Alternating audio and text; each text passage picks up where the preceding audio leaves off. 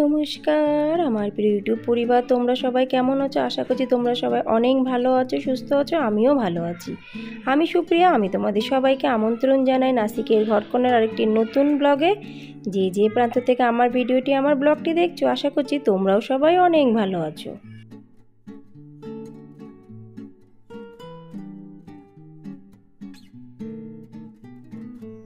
মেয়েদের স্কুলে তো গরমের ছুটি পড়েই গেছে, আর গরম কিন্তু বেশ ভালোই এখন চলছে নাসিকে।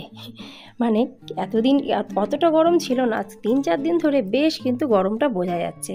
তা যাই হোক, গরম হোক, বর্ষা হোক আর শীত হোক, আমাদের নিত্য নৈমিত্তিক কাজগুলো তো করতেই হবে। তা আমি আমার ঠিক যে টাইমে উঠি সেই টাইমে উঠে গেছি। কর্তামশাই চলে গেছে অফিসে, মেয়ে দুটো এখনও ঘুমাচ্ছে, এখনও ওঠেনি, একটু পরে উঠে যাবে। যতক্ষণ শুয়ে থাকে ততক্ষণের মধ্যে কিন্তু আমি আমার কাজগুলোকে যতটা সম্ভব করে নেওয়ার চেষ্টা করি। ওই জন্য ভাতটা বসিয়ে দিলাম তাড়াতাড়ি এসেই।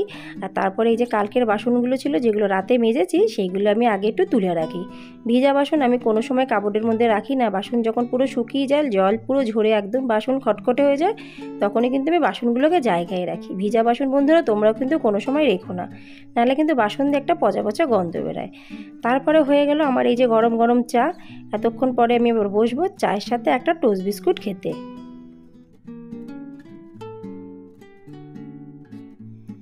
গরমকালে তাড়াতাড়ি উঠে কাজবাজ করে নেওয়াটাই কিন্তু আমাদের পক্ষে ভালো, কেন কি যতটা সময় বাড়বে তত কিন্তু গরমটাও বেশি পরিমাণে বাড়বে, আর কষ্টটাও কিন্তু বেশি হবে। আমার চা খাওয়া হয়ে গেল। তারপরে দেখলাম কিছুক্ষণ পরেই আমার মেয়ে দুটো উঠে গেছে, ব্রাশ করা হয়ে গেছে, এসে বসে পড়েছে টিভির সামনে। কার্টুন তো এবার সবে শুরু হলো, এখনও পর্যন্ত কার্টুন কিন্তু চলেই যাবে আর চলেই যাবে। কখন যে টিভি বন্ধ হবে কার্টুন তা কিন্তু আমি নিজেও জানি না। যাই হোক, ওদের দুজনকে একটু জল দিয়ে দিলাম, কেন কি নিজেরা সকালবেলায় অন্তত নিয়ে তো জল খাবেই না।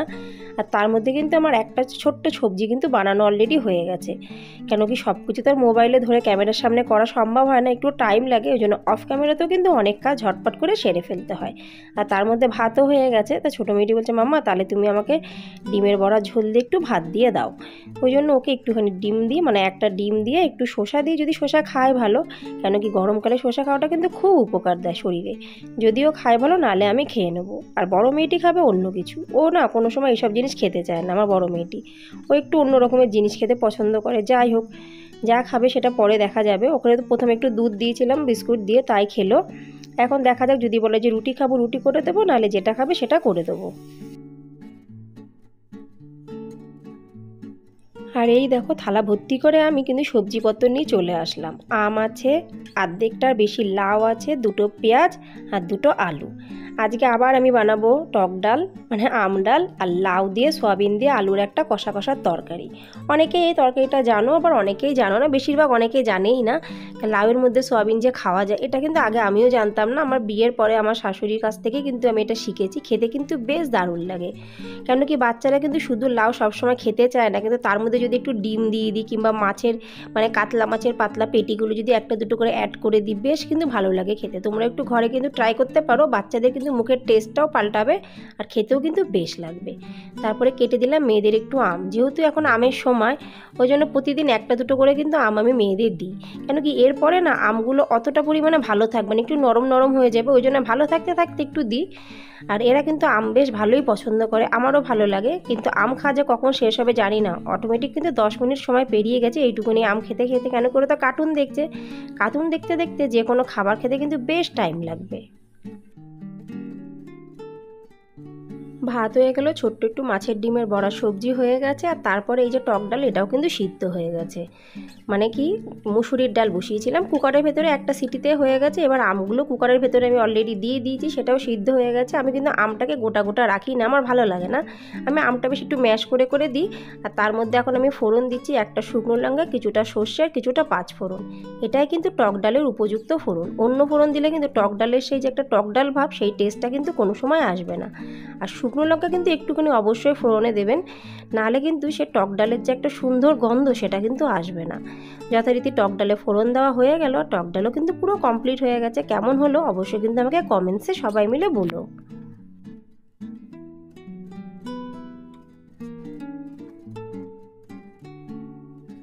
দেখতে পাচ্ছ বন্ধুরা, আধা ঘন্টার উপর হয়ে গেছে, কিন্তু আমার মেয়ে দুটির কিন্তু আম খাওয়া এখনও শেষ হয়নি।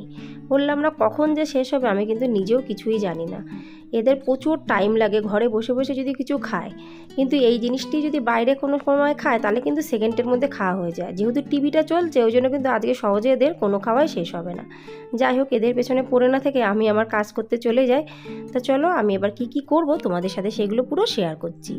সবার প্রথমে আমি একটু খাবো সাবু দই দিয়ে, কেন কি যেহেতু এখন গরমকাল পড়ে গেছে আমি কিন্তু প্রতিদিন রাত্রিবেলায় সাবু জল মধ্যে ভিজিয়ে রাখি, আর সকালবেলায় আমি আমার কর্তামশাই আমরা কিন্তু সাবুটাই বেশি পছন্দ করি। আমি তো কলা খাই না, কলা খেতে পারি না আমি, পাকা কলা, কিন্তু কর্তামশাই কিন্তু কলা খেয়ে নেয় সাবুর সাথে। মেয়েরাও অনেক সময় খায়, কিন্তু আজকে ওদের যেহেতু খাওয়ার মুড নেই, কারণ কি বাচ্চারা তো প্রতিদিন এক জিনিস খাবে না, আমরা বড়রা বুঝি কোনটা শরীরের পক্ষে ভালো। ওই জন্য আমি আর আমার কর্তামশাই কিন্তু প্রতিদিন সাবু দই দিয়ে খাই, আর কর্তামশাইকে কলা দিয়ে দিই। যথারীতি আমার খাওয়া দাওয়া কমপ্লিট হয়ে গেলো। তারপরে আমি ভালোভাবে ঠান্ডা মাথায় একটু আনন্দ সহকারে আর এনার্জি লেভেল হাই করে নিয়ে চলে আসলাম আমি ঘরদোর পরিষ্কার করতে।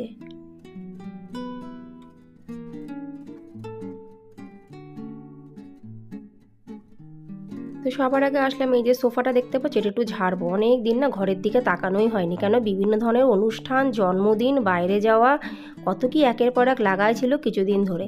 ওই জন্য ঘরদোরের দিকে পুরোপুরিভাবে আমার হাত দেওয়া হচ্ছিল না, শুধু সামনের ঘরটাই যথারীতি পরিষ্কার পরিচ্ছন্ন হচ্ছিল, অন্য অন্য ঘরগুলোর দিকে সেরকম আর তাকানোর আমার সময়ই হচ্ছিল না।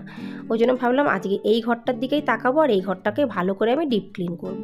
কেন কি পুরো ঘর বাড়িটা পরিষ্কার করা একসাথে আমার পক্ষে সম্ভব না, ওই জন্য এক এক দিন আমি এক একটা ঘর ধরি আর সেটাকে সুন্দর করে আমি ডিপ ক্লিন করে ফেলি। সুন্দর করে সোফাটাকে আমি পরিষ্কার করলাম, সোফার কভারগুলোকে ঝাড়লাম, আর তারপরে সেগুলোকে লাগিয়ে দিলাম। আর তারপরে রাখবো এই যে টয়েসগুলো।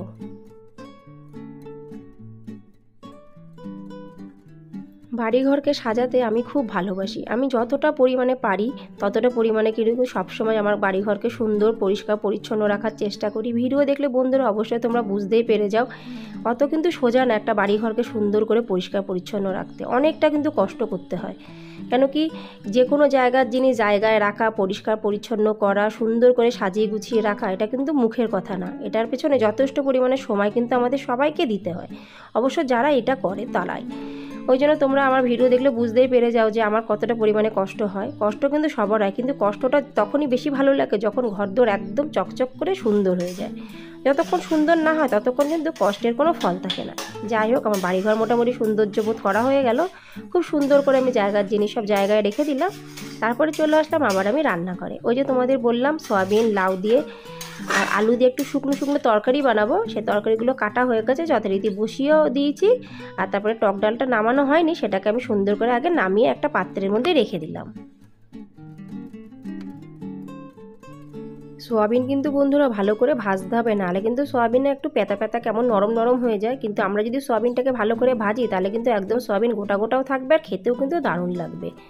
আর তারপরে চলে আসলাম আমি এবার কম্পিউটার টেবিলটা পরিষ্কার করতে। যেহেতু কম্পিউটারটা বেশিরভাগ সময় আমাকেই ইউজ করতে হয়, ওই জন্য এর দিকে ধ্যানটা থাকা দরকারটা আমারই। আমার মেয়েরাও লাগে, মেয়েদেরও লাগে, কর্তামশাইয়েরও লাগে, কিন্তু তাদের কিন্তু অতটা পরিমাণে ইউজ করতে লাগে না, আমার একটু বেশিই লাগে।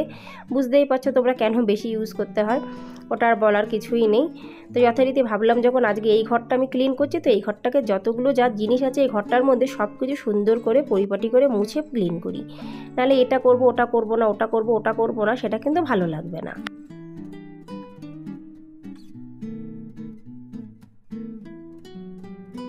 সোফা, বইয়ের আলমারি, কম্পিউটার টেবিল, দরজা, জানলা, কাপড়, এই ঘরটা পুরোপুরি সব কিছু কিন্তু আমি একদম ডিপ ক্লিন করে নিয়েছি।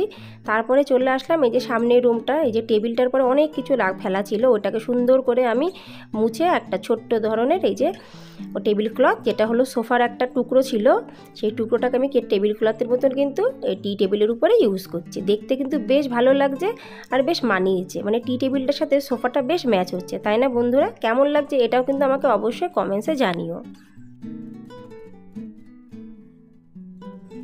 হাতে যদি সময় থাকে তাহলে কিন্তু ঘরবাড়িকে পরিষ্কার পরিচ্ছন্ন রাখতে আমার কিন্তু একদমই কষ্ট হয় না।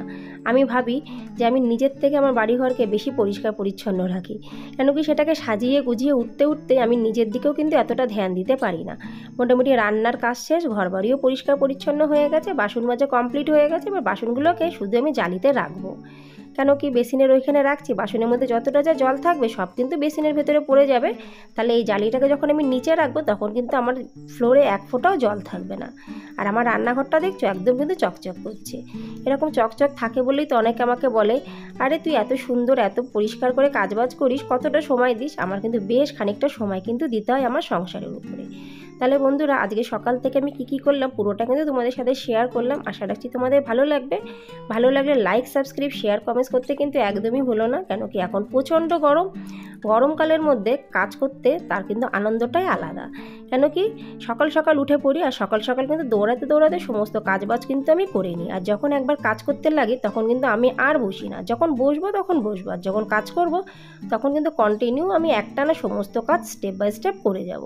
তাহলে আবার হাতে বেশ খানিকটা সময় বাঁচে, জামা কাপড়গুলো ভাঁজ হয়ে গেল। আর এই ঘরের যে ছোট্ট একটু খাট আছে, খাটটাকেও আমি কিন্তু সুন্দর করে ঝেড়ে ঝুড়ে পরিপাটি করে আমি রেখে দিলাম। আর চলো আজকে মেনুতে কি কি বানিয়েছি এক ঝলক তোমাদের সাথে আমি শেয়ার করে নিই। এই দেখো সয়াবিনের তরকারি, এই যে আম ডাল, এটা হলো আমের চাটনি বানিয়েছি যেটা দেখাতে ভুলে গেছি, সরি। আর আজ এই পর্যন্ত, আবার দেখাবে কালকে, ততক্ষণের জন্য নমস্কার।